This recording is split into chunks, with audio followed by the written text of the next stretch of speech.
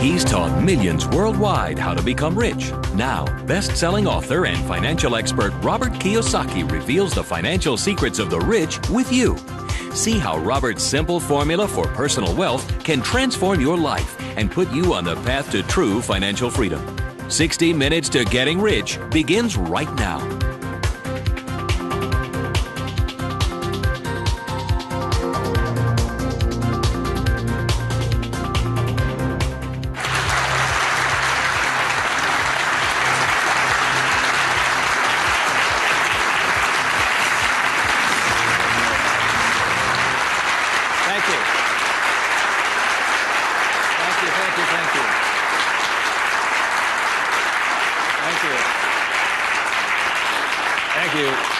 Very kind. Thank you very much.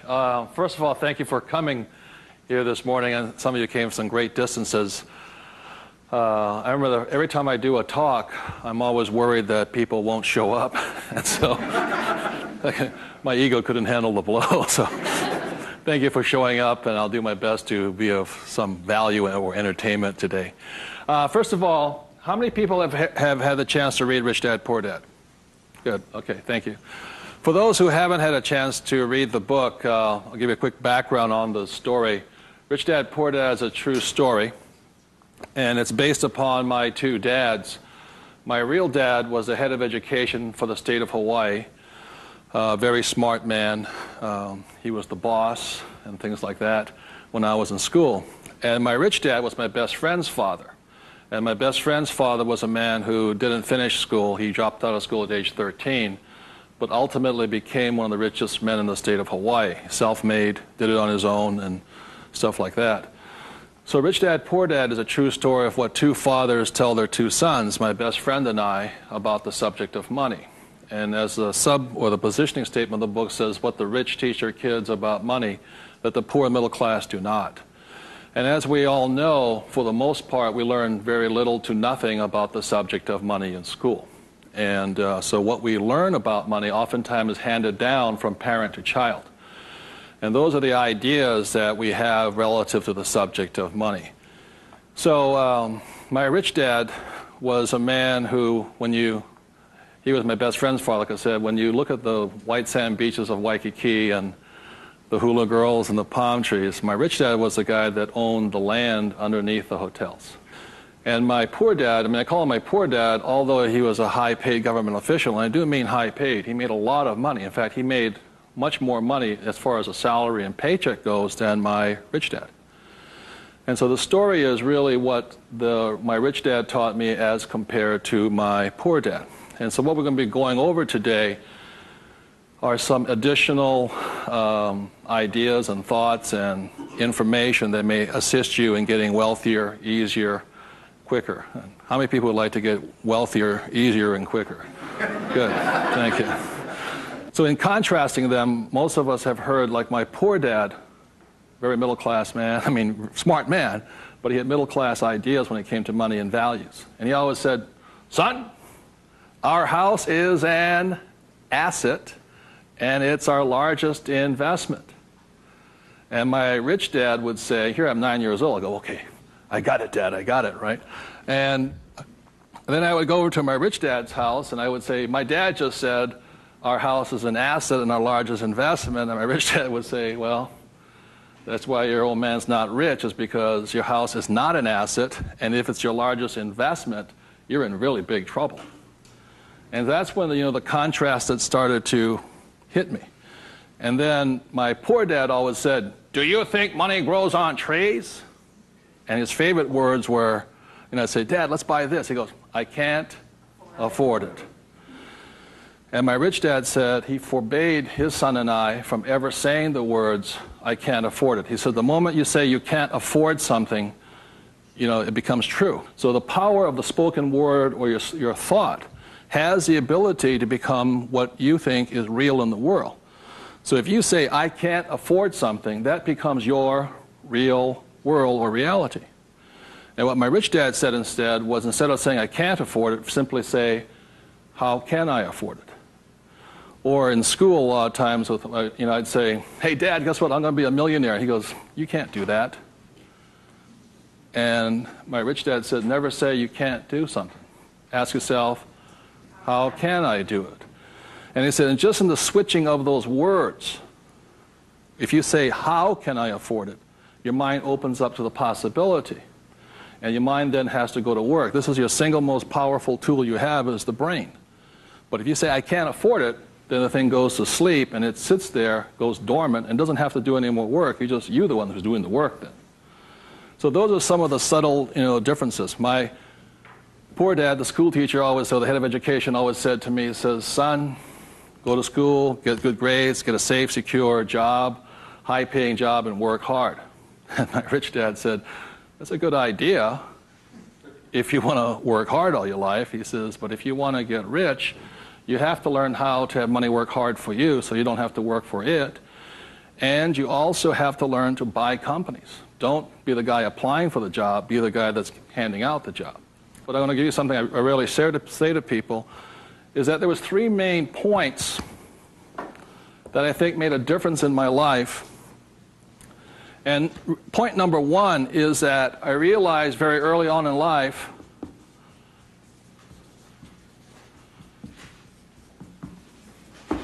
money is a what? Idea. It's whatever you think it is. Now, when people say, well, how can I get more money? I said, well, just first change the way you think. Change your ideas. That's the good news. That's all you have to do. I realize when I talk to people about money, I'm slamming straight into their ideas. And a lot of times with money, there's several subjects you don't talk about at the dinner table: sex, religion, politics, and money, and whatever. And the reason for that is it's a very volatile subject.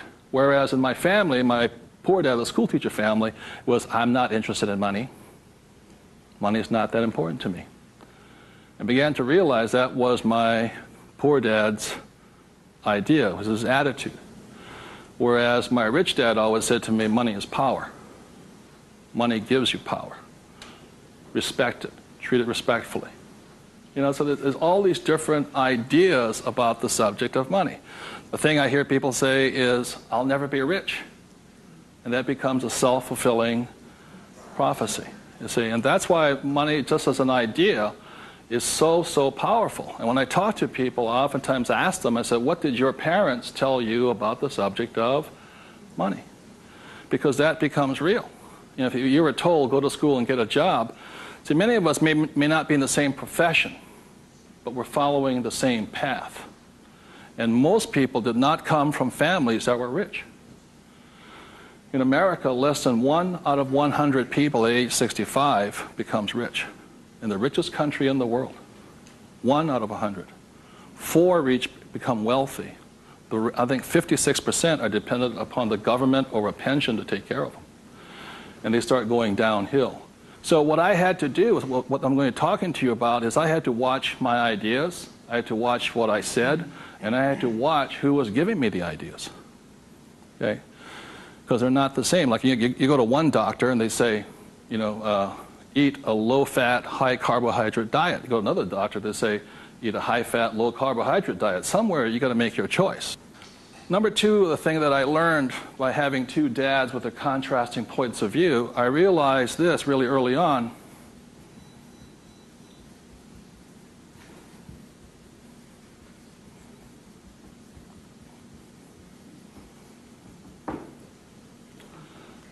I realized that money doesn't make you what? Rich.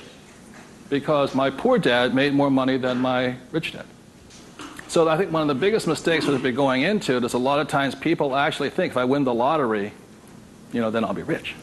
Or if I go to Vegas or gamble or my luck changes, then I'll be rich. It has nothing to do with it. Money is a very powerful tool, as my rich dad used to say. If you use it well, it'll make you richer. If you abuse it, it'll make you poor. So one of the big things that my poor dad made the mistake of saying, he always thought that if he got a pay raise, that would solve his money problems. And the trouble is, every time he got a pay raise, he got bigger problems. So it made him poorer and poorer the more money he made. Does that make sense, you guys? That was a very big problem with him. And then the third thing I realized by having 2 dads and having 2 contrasting points of view was that there's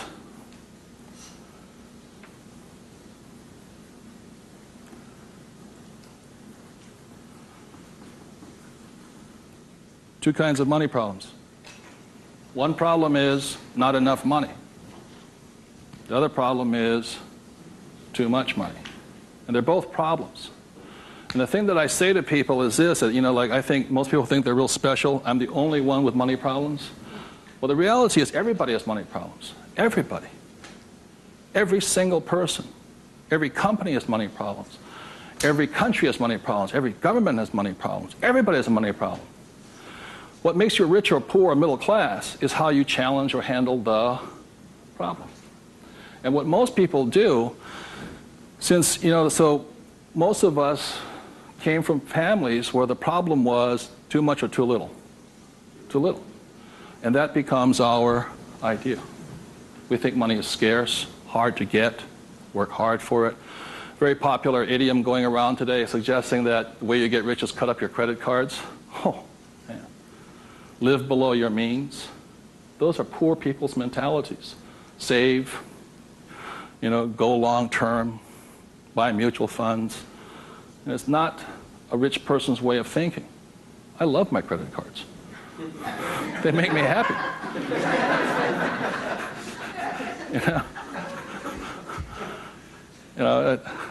I drive, it says, drive a cheap car. I don't look good in a cheap car. I don't feel good. Now, the point I'm making here, again, there's poor, middle class, and rich. And very early on in my life, I really realized that being poor and struggling did not look good on my face. I did not like it. But I grew up in a family that if you were rich, the idea was that you were crooked, evil, not caring, inhuman, not generous, and all that stuff. So if I said I want to be rich, then I went against my family's values. It was tough having that. Now, the other thing I saw was that by my rich dad managing his money well and becoming a business owner and an investor, that he got richer and richer and richer. Then he had a different kind of problem. His problem was too much money. And my rich dad said to me when I was about 18 or 19 years old, he said, son, there's two kinds of problems. Not enough or too much. Which one do you want? And at that point,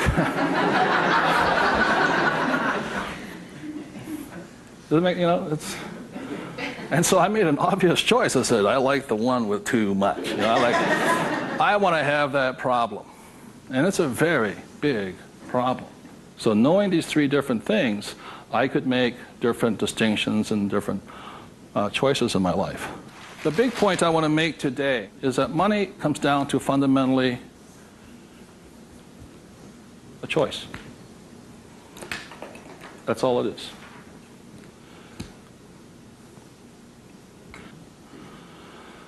And so, as a young boy having two dads starting at age 9, I had to make a choice of which dad I was going to listen to. And it was a tough decision. Really, really, really hard because I loved both men. Both men were big men. If there was a role model that they filled, they were tall, and they acted like John Wayne or Robert Mitchum, not Pee Wee Herman. They were big, strong, powerful, good, honest, hardworking men. I love them both. But their ideas were almost polarized, completely opposite. And that's why in Rich Dad, Poor Dad, in the book, I write that Robert Frost's poem, I think The Road Less Taken or The Road Less Traveled, I had to make a choice of which one I was going to listen to. Which one was I going to follow down the path? And I made that choice. And it was a hard decision because I had to go against my whole family's culture, beliefs, and they're all school teachers. When I came back from Vietnam, they said, I got my bachelor's degree. I got that Bachelor of Science. They said, now, son, you are going for your master's, aren't you? I said, I kind of doubt it. He said, but you won't get a good job. You get a better pay raise if you have a higher degree. I said, I'm not going to get a job. And it's hard. You sit at the dinner table and there's no conversation, Well, you going to get your doctorates? I said, well, if I'm not going to get my master's, I don't think I'm going to get my doctorates, Yeah, but you get a better pay raise. They came from the government model that it was not what you did, it was how high, what your degree was that you got paid by. And that's their reality. It's not my reality. So I had to make a choice. And the thing I say to people is that in many ways I'm more like my poor dad. You know, when I retired in 1994, sold my company and all this, I was set for life. You know, I realized that I'd been too much like my rich dad, and that I wanted to run the second half of my life more like my poor dad, but I was going to teach people what my rich dad taught me. And that was a decision I made. But the thing is, it's a choice. And my propensity, my natural inclination, my genetic makeup, my mental makeup is more to be poor. I have to fight my natural inclination to go for job security, to play it safe, save money, invest for the long term, all that other rot my father believed in. The point I'm making here is this: every morning I get up, I still make the same choice. Every morning I get up, I make the choice. Do I make the choice to be poor, middle class, or rich?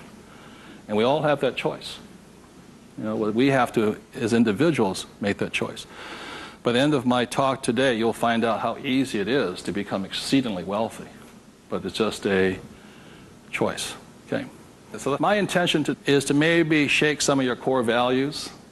You know, think about the way you think, change the way you think. You may want to make some new choices and things like this. That's my purpose. So what I'd like to ask you to do is you find a partner. I'll give you about 30 seconds, and you can just talk it over. You talk about what your parents taught you, what choices you had, but more importantly, talk about this subject here. It's just an idea. What were some of the ideas you got from your family? The idea that you think you work harder and make more money, will that make you rich? I don't think so. And there's only two kinds of money problems. Which one do you want? If you're sitting by yourself, break out a notebook and just write down some of your thoughts. Because really, it's just your ideas that cause you to be rich, poor, middle class. So we take about 30 seconds and discuss with the person next to you some of these ideas. Thank you.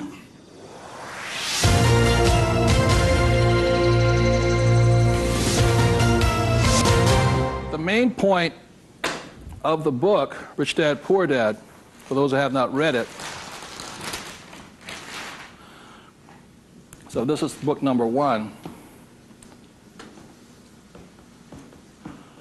The main message and the point is the importance of financial literacy. Can you read a financial statement?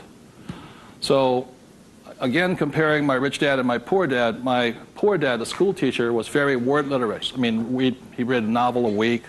He read constantly. And he used to say to me, you know, readers are leaders and leaders are readers. I said, good. And I go see my rich dad, who didn't read that much. He says, but the difference between your father and I is I can read numbers. So so Rich Dad, Poor Dad is very simply about the numbers. And this is an income, expense, assets, and liability. And that's the basis of financial literacy, financial statement. Now, the problem, and so what it is about the difference between assets and liabilities, things like this. So this is really what the book was about.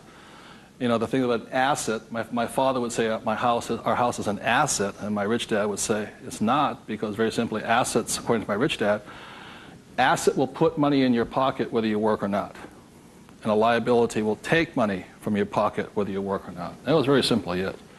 The important things about a financial statement is that it allows you to see the truth instead of being stymied by other people. My bankers never asked me for my report card yet, you know.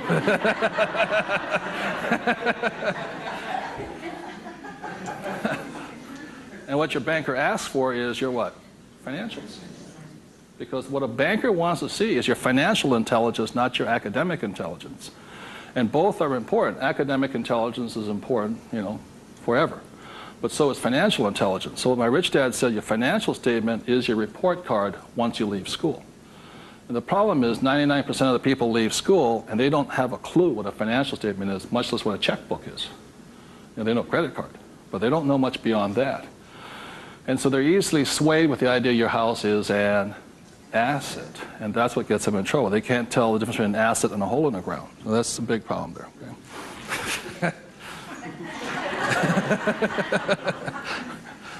And then book number 2, which is this one here, was the cash flow quadrant. Quadrant means 4. And the quadrant was the 4 people that make up the world of business. E stands for employee, S stands for self-employed, B stands for business owner, and I stands for investor. So my poor dad always said to me, son, go to school and get a job. So he was programming me to come here. But I kept saying, but I want to be rich. And my mother says, yeah, don't listen to your dad, My mother was a nurse. And she says, if you really want to be rich, you should become a doctor. They make a lot of money.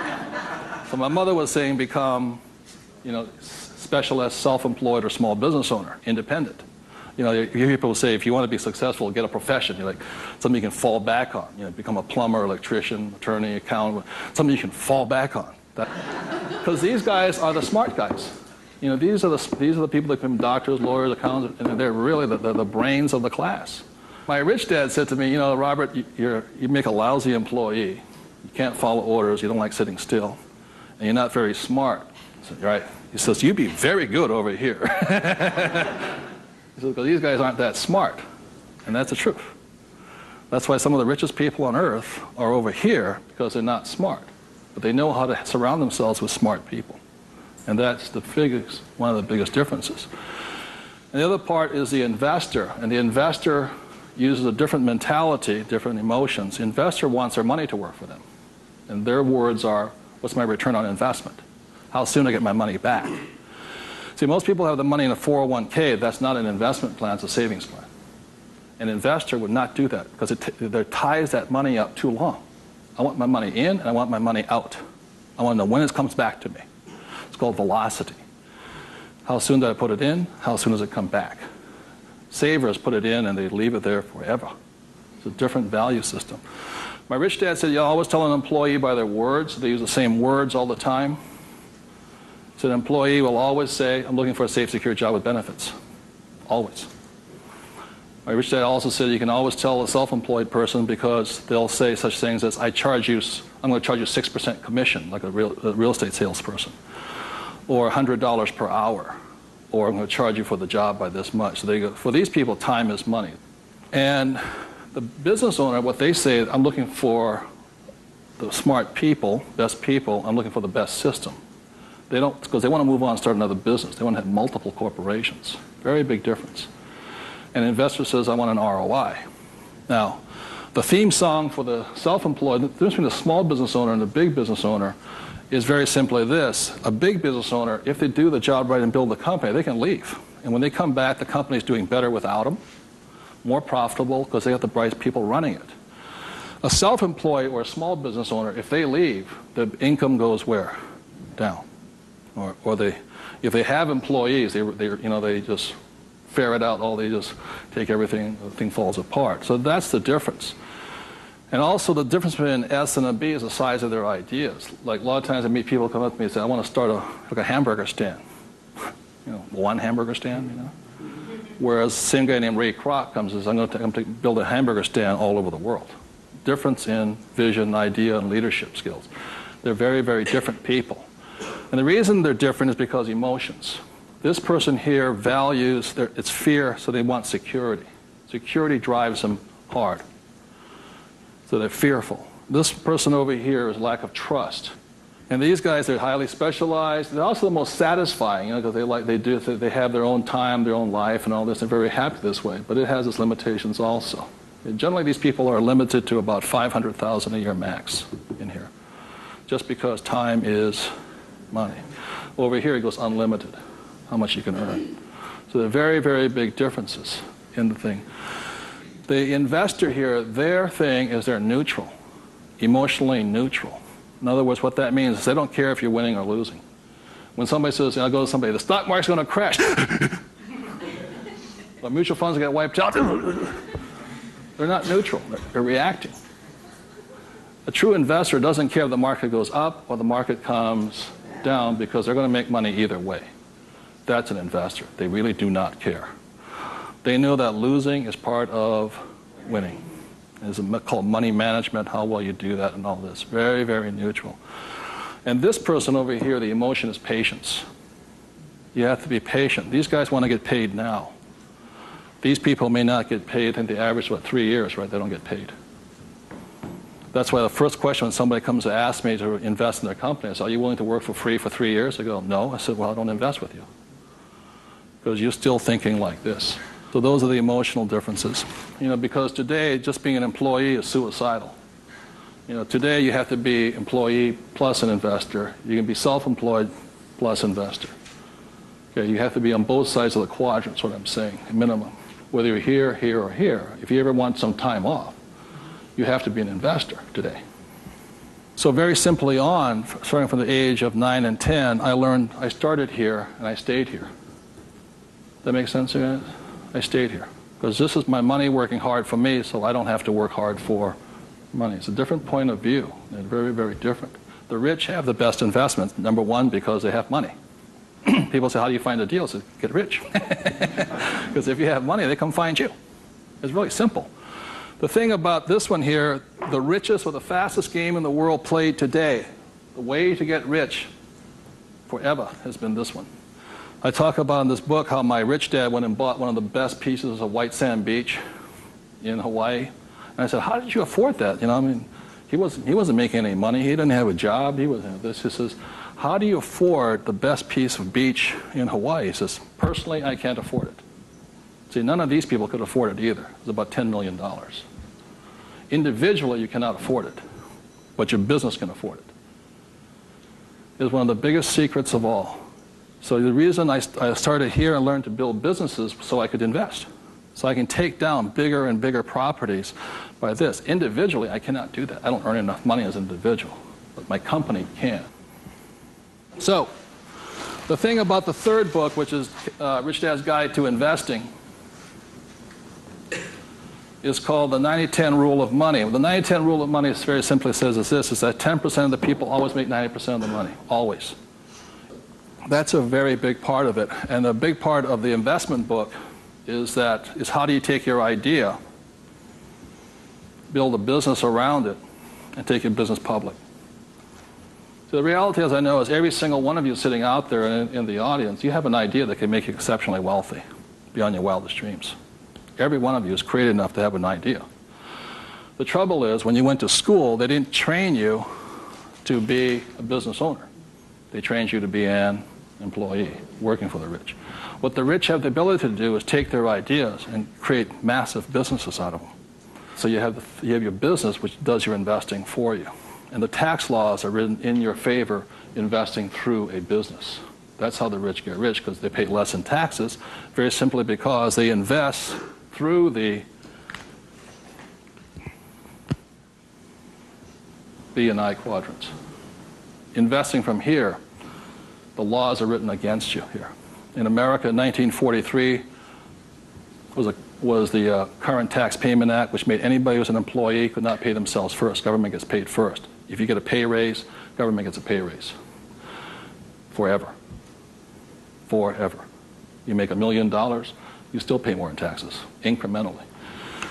1986, they passed the Tax Reform Act of '86. All doctors, accountants, attorneys, and the laws were changed against them. But they never changed the laws for the rich, because this is how the rich have gotten rich, by owning corporations and businesses. And that's been in effect since 1215, which is the signing of the Magna Carta. So ever since the thing is, you have to know, you want to get rich, you have to play by the rules of the rich, because the rich make the rules. And for the last thing I'll say about taxes is this. If you're an employee, the tax laws is that your financial looks like this. If you're a business owner, your financial looks like this. And the big difference here is this, is as an employee, your first line item expense is tax.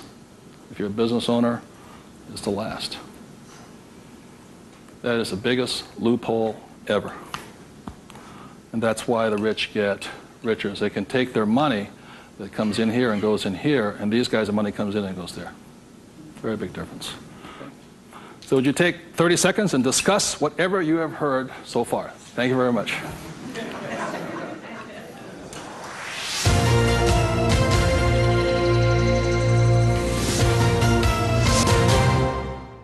One of the of ways I understand that money does not make you rich. When I was in my 20s, late 20s and early 30s, I became a millionaire. And it went straight to my head. And, you know, when you have money, you think your IQ goes up. And in reality, your IQ goes down, you know. And it was fast cars and even faster women. And I was a millionaire. I was a bon vivant around Waikiki. Now, I don't regret a thing. It was a lot of fun. But the more money I made, the more stupid I became. Anybody ever had that problem? So that's how I learned. I made a lot of money, and it made me instantaneously poor because I still had poor habits here. You see this right here? This is financial literacy or financial intelligence. If you cannot read a financial statement, you cannot tell what's happening. You cannot read. And what you don't see here is how the rich make more and more money because of this one little loophole here. You know, that's my account. You know, over here you hit 335,000 in income, and your tax rate keeps going up. Over here you hit 335 in income, your income rate, tax rate goes down. The laws are written for the rich by the rich. Period. So very quickly I'll go into a financial statement, and this is the basis of wealth here.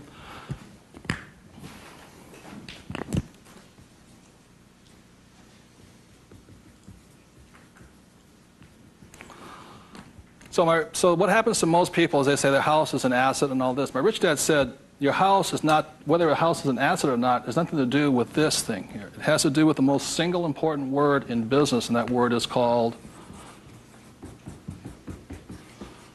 what's the word? Cash flow. It's cash flow determines it. So, very simply, when I was 9 years old, my rich dad said an asset is something that flows money into your pocket, and a liability is something that takes money from your pocket. Just because your banker or your accountant says your house is an asset doesn't mean it's an asset. So when I read a financial, I see something listed here, and then I see whether it lodges up here. Now, if it doesn't lodge up here, then it must be going this way. It's going out the expense with no income. Does that make sense, you guys here? That's a very simple way of looking at it. Now, taking it one step further, this is where the confusion sets in, is very simply because if you buy a house for, let's say, $100,000, and you get an $80,000 mortgage on it, you put $20,000 down, the problem is your house is listed both asset as well as liability, and that's where the confusion starts.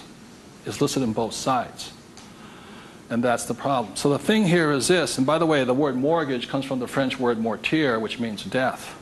You know, so that means you're engaged until you're dead with the house, and it's staggering. So let's say you buy this little green house here. Okay. The way you know it's an asset or liability is, let's say I use it as a rental property, and after paying all taxes, you know, taxes, insurance, and expenses, and all this stuff, I make $100 a month. It shows up over here under income of $100 a month. Now, if let's say I have a tenant who trashes the place, doesn't pay me rent, takes me a year to evict the bugger, immediately that house becomes a what?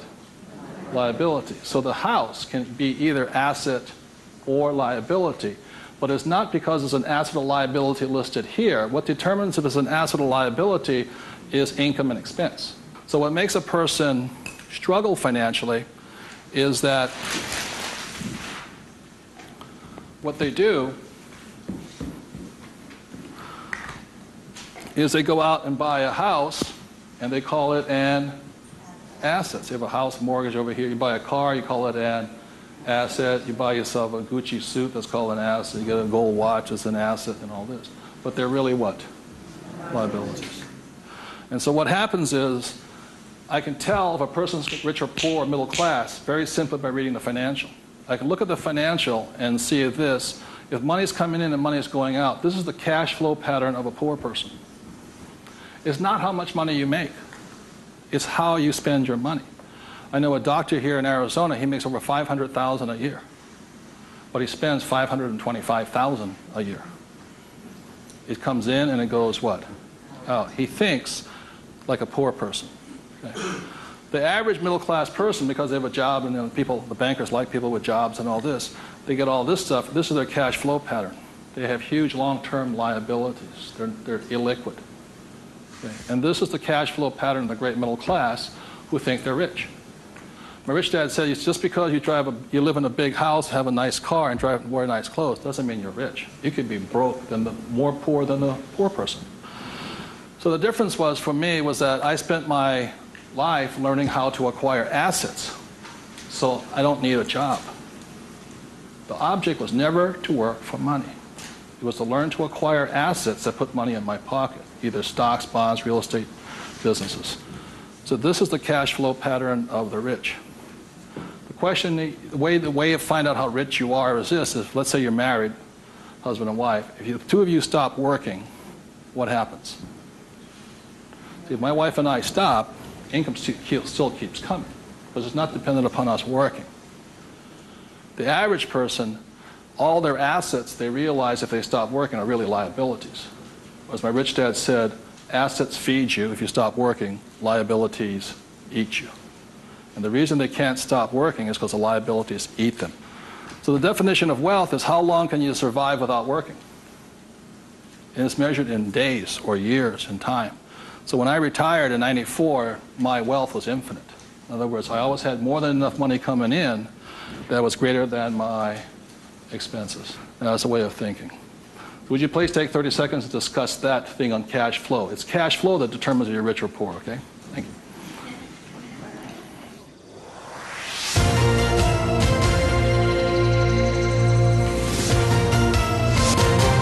So one of the things I want to be clear on this is whether you're an employee, self-employed, business owner, or investor, the most important thing is this asset column here is your business. One thing my rich dad said, you got to mind your own business. You know, when you become an employee, you mind somebody else's business. You're self-employed, you're oftentimes helping somebody else's business.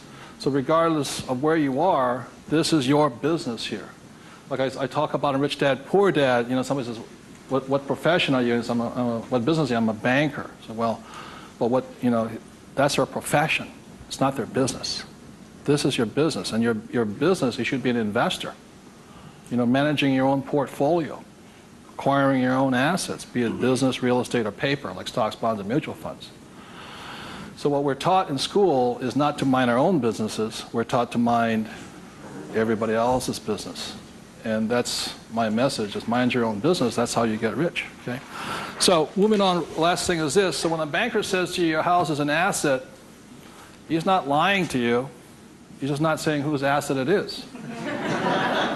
It's his asset, right? So when you go across town, you go to your friendly banker, and you'll see that your mortgage is listed under what? Their asset column. So that's the fact right here. It's mortgage here.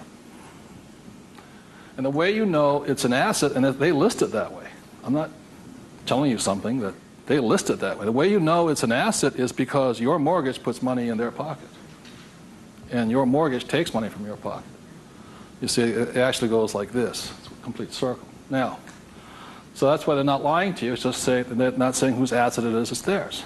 Now, the other part about it is when you save money over here, it's really your asset.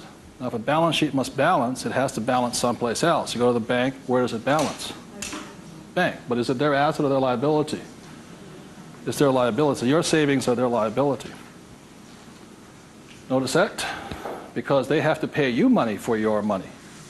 And it's cash flow determines that. Now, if you notice something else too, you get tax incentives to be in what? Debt, and you're taxed for having savings. And that's why they say, how can we tax savings? It's because you're not smart enough yet. The banks know, political action committees, they control, the rules are written by the rich. I'm not saying I love my bankers. I love them dearly. But you have to know the difference between assets and liabilities, and whose rules are you playing by? Poor, middle class, or the rich? Got it?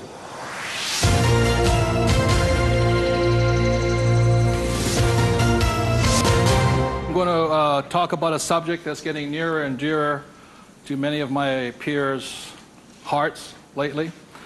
And the subject is retirement, or the lack of the ability to retire. So I said the way I retired early has to do with the issue of this.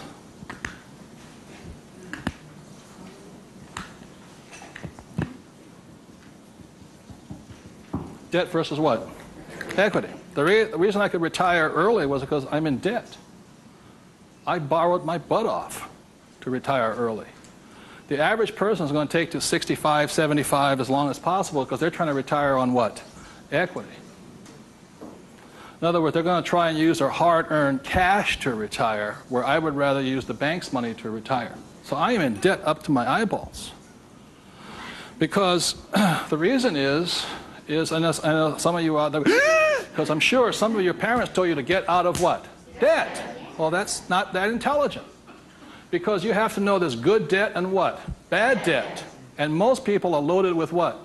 Bad debt.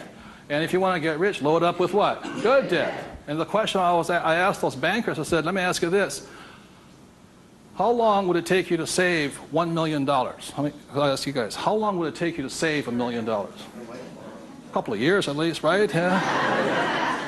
How long does it take you to borrow $1 million? About 10 minutes. If you have good financials. And that's the difference. And that's the price people pay for not being educated in this world, to think that they have to work hard, save money, and finance your retirement on equity. I'd rather do it on debt. And the way I do it on debt is my banker will always lend me money on a thing called real estate. Always. They will not lend me money to buy stocks, but they will lend, even if it's, bank of what stock, their own stock, they won't lend me $1 million for 30 years at 8%. But I find a commercial building, $1 million, 8%, 30, they'll all day long. The thing that scares me right now is never have so many people in the history of the world bet their retirement on the stock market. And they've bet real money. Am I correct? And trust me, the market will crash. Always has and always will. Now, those taking deep breaths right now, it's because you're not, because that should be good news. Because if it crashes, that's when you get rich. But the people who have been trained to think of playing it safe and all this, they're going to be in terror. Completely different point of view. So the point I'm making here is this. One of the reasons I wanted to get educated, understand cash flow, play the game, was just so I could borrow money faster. When my poor dad always said to get out of debt. Debt was bad. So I just called, I just called my broker down the street here. I said, I need 2.4. He says, come in and sign the paperwork. That was it. 2.4 million, just sign. Now, because I can take that money and make 10 million out of it, the average person will go on vacation with it. Or buy a big house, or buy a boat. It's called fiduciary responsibility. If you can prove you know how to manage your money and you have the good financials, plus you have a couple of million in cash, they'll lend you all the money you want. Because they know my problem is too much money. And the reason I buy real estate is because I get more tax breaks. Real estate is a game of the rich, not paper. It's a really interesting world. So what I'm going to go into is how you can get to the point where you don't, I'm not recommending just go out and borrow today, especially if you have no education. I spent 40 years getting here to the point where I can call my broker up. Before, 10 years ago, I'd call them up and they'd laugh. How much do you want? But I took that as a feedback that I had to improve my financials. Does that make sense to you guys here? To the point where they would say yes. So the difference between my poor dad and my rich dad was this. My poor dad always said, get a high-paying what? Job. Big mistake. Because the trouble with a high-paying job is you get taxed. So my rich dad said, so was my poor dad, high-income job. That was the key to success. That's a very middle-class, pedestrian point of view. The rich know this. It's not how much money you make. It's how much money you keep. You've got to keep it. It is not how much you make. It's how much you keep. It's called the income to expense ratio. In other words, how much drops to your bottom line. Does that make sense to you guys here? How much drops? So the minimum is 30%. So you're making $1,000, the minimum that can drop is 30%. If you're not going 30% to the bottom line, in other words, this way, and you don't have to do it, I'm just giving you the ratios that work. If you have $1,000 coming in this way, then 300 needs to hit here somehow. That's the ratio. The average person, you know how much is hitting here? Nothing. That's why they're poor. They're making more and more money, a high-paying job, you know. I went to the university to get a high-paying job, and I'm now at GS-19, and I'm getting more money, but less is dropping here. Does that make sense to you guys here? Because they're buying more what? Liability. It's called the income-to-expense ratio. How much is dropping? That's what counts. I listened to Sir John Templeton. He said when he first got married, for every 1,000 that came in, 500 hit here. That's what makes the rich rich. It's not how much they make, it's how much they keep. It's a matter of focus. And my poor dad always said, I'm making more money. My rich dad says, I'm keeping more money. Big difference, huge difference in long-term wealth. It's how much is hitting this here. So the thing I have is an exercise that'll prove that anybody can be rich. And when I was a little kid, my rich dad gave me one of these. He gave me 3 of these little things. They're called what? Piggy banks. So if you want to get rich, go out and buy 3 of them. Okay? 3 piggy banks. That's all it takes to train yourself to think to be rich. Now, for every piggy bank, so you have 1 piggy bank, 2 piggy banks, 3 piggy banks. 1 is for saving, 1's for investing, and 1 is for tithing or charity. Very important to give. The decision you make today, I'm talking about choices. You can say, well, that's too simple, you know. But the choice you make is for the rest of my life, or for the next 90 days, whatever you can handle, how much am I going to put in each bank every day? Not once a week, every single day.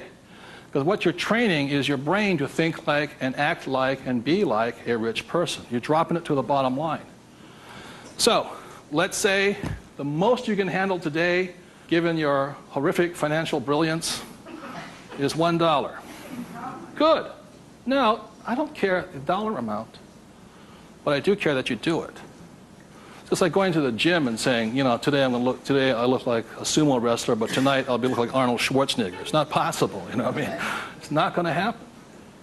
So how many people right now could say for the rest of your life, with 3 piggy banks, you'll put $1 a day away per bank? Good, right? And it's not, and everybody can do it.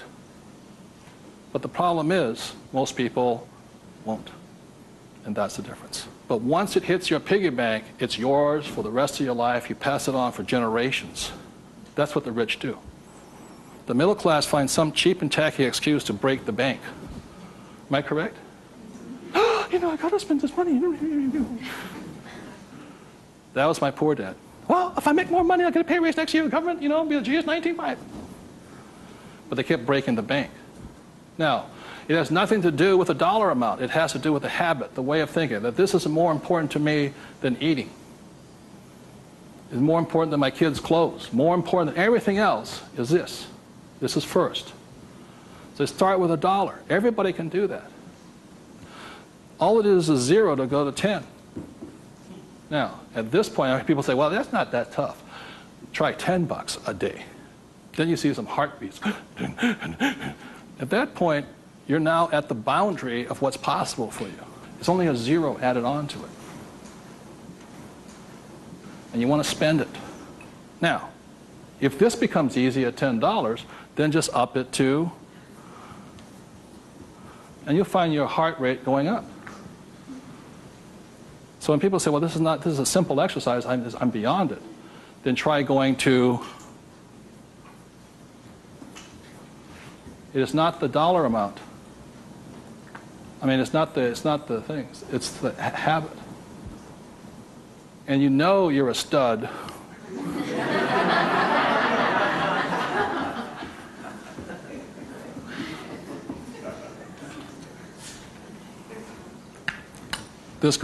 This never spent. This is what your mad money is. You buy your properties in stocks and bonds, mutual funds with. You can afford to lose this if necessary, but you never lose this one. And you tithe your church or charity of your choice. Now, I give to the charity that I would like to support, but I don't have the time to support. So you put your money where your body would be. Does that make sense to you guys here? My rich dad gave it to his church. My poor dad gave nothing. He says, when I have the money, then I'll give it. That's why he was poor. The next point here is that my rich dad always believed in job security. My poor dad, job security. And my rich dad believed in financial security. So the way you get financial security is, again, via these three things. This is the basis of it. Savings, investing, tithing. So the way you get financial security is start with this, and then I start investing with this. Does that make sense? My investing account, this is when I have my fun. I play with that money. So the deal here is this, whether you're buying a business, real estate, or paper, the ratio is this. You can ask my wife the question. For every, somebody says, well, you know, I don't have any money. How do I get some money? I said, start with that, the 3 piggy banks. Or how do you find a nothing down deal? The reason they want a nothing down deal is because they got nothing to put down, right? And that's the most risky thing you should do. You can only take a nothing down deal when you have a lot of money to put down, because it's too risky. I can take a nothing down deal because I got the money to cover it in case it goes bad on me. But the point here is this, how I got my experience, how I can find a deal is this. You can ask my wife this. For every one property I buy, how many properties or businesses or stocks do I analyze? 100. That's the ratio. Before I buy one piece of property, I will analyze a minimum of 100 properties. If I don't buy one property in that 100, I start all over again. It's 100 to 1 is the ratio. That's how I find a deal. Not only that, is when I had no money, what was I doing? Still analyzing a deal. It's 100 to 1 before you can find one deal. And people come, oh, you know, I went with a ride with a realtor and we found one property and we bought it. I said, how many did you look at? Just that one. That's an idiot, not an investor. They have no clue. The way you want to find out the market trends, the ups and downs, the ins and outs, is you got to analyze 100 deals. Out of that 100 deals, you put in offers on 10. Because 90 are bad. But in the practice of analyzing the deal, you get smarter. I learn more. I learn something from each deal I look at. Of the 10 I invest in, or I put offers in, I might get 3 accepted. Now, this comes from my friend Dolph DeRoos, who's a real estate genius. He says, if this number is like 6, what does that mean? You're offering too much money. That means you're not being tight enough. You've got to screw it down a little bit more. It gets down to nobody accepting you're too tight. So you want to keep it in this ratio. Of that, you'll buy one property. When people say, how did I get my education? I got my education evaluating deals. I estimate to this day right now, I've looked at over 50,000 deals. That's how I got smart. Instead of going to work, I look at deals. If I'm buying a business, the ratio is the same. 100, 10, 3, 1. If I'm buying a stock in a company, I've got 100 companies, same ratio. Everybody can do that. Does it cost them any money? No, not at all. It's free. When I go on vacation with my wife, Kim, she knows where I'm going to wind up. It's a real estate office or a brokerage office because it's a habit. So this is what gave me financial security, and what my poor dad focused on was what? Job security. He had no assets when he lost his job. Okay? 30 seconds, please discuss that ratio. 50,000 properties I've looked at now.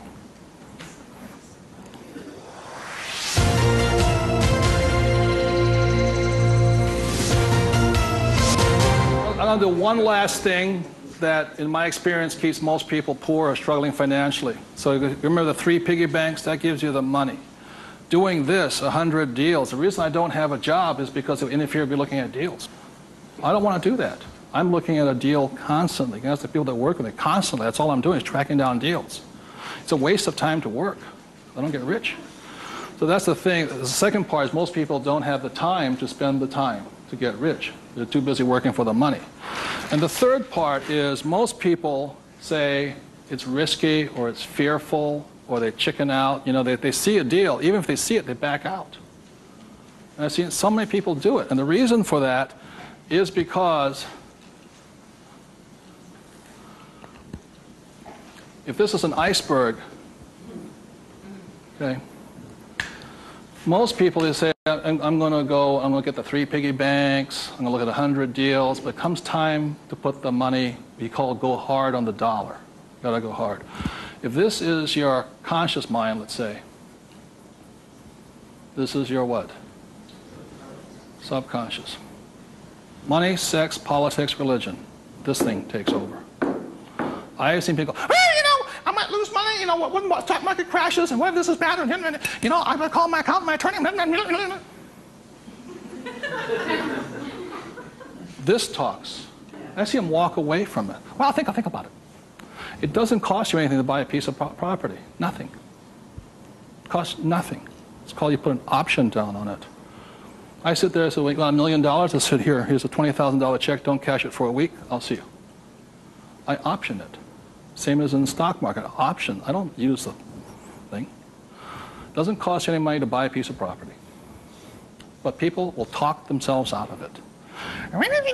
Instead of interacting, these guys are reacting. And it's really tough here in Arizona, or you don't know what it's like to be in New York. I'm going, it doesn't make any difference, because the problem is between your ears. Because the fears come up, they start talking. You can't talk to these people at that moment. They're like,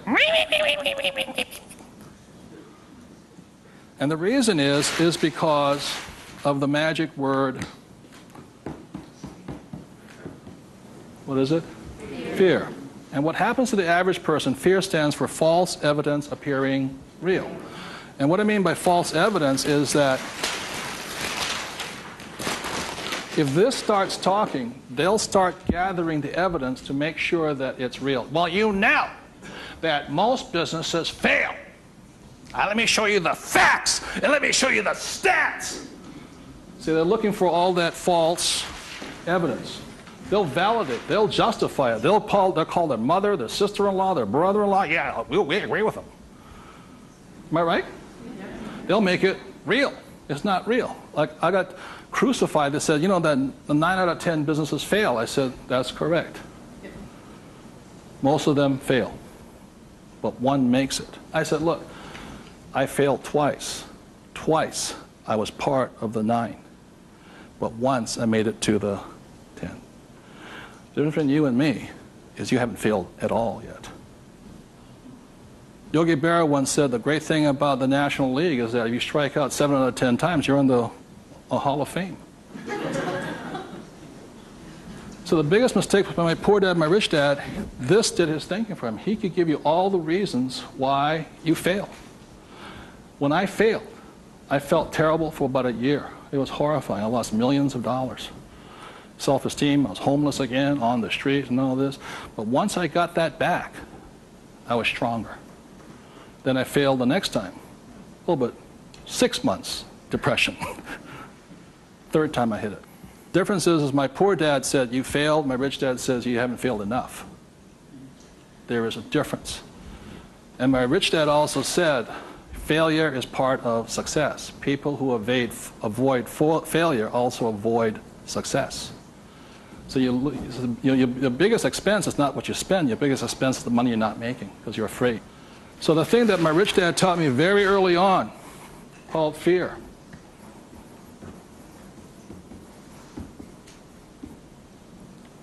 Fail early and fail responsibly. Look, if you know you're going to fail, do it now. Don't wait. Because each time you make a mistake, you get smarter if you do it responsibly. So the thing that I do is when I fail, I go, like I said to my investors a couple of 4 years ago, I said, I need to raise $3 million. The chances are we're going to fail. And if you can't handle the $50,000 shot, don't put your money in here. There's a good chance I'm going to fail on this one. So people left the room, and I got more money because I was forthright with them. I said, if I lose it, I'll tell you I lost it, and I'll tell you the next deal. But failure is part of the process. So the thing that I say to people is fail early, correct, but fail small. The first deal my wife and I did when we got back into real estate was a $45,000 deal, $6,000 down. If we failed, we would have got smarter than somebody who didn't fail at all. But we didn't. So we pushed the boundary, going bigger and bigger, hoping to fail. Well, everybody's avoiding failure. I'm hoping to fail because I'm going to get smarter. I open my mind up. I ask people for their advice. I synthesize the data and make my own decision. But I live and die. If I make a mistake, I own it. So I apologize. I blew it. I made a mistake. This is what I learned.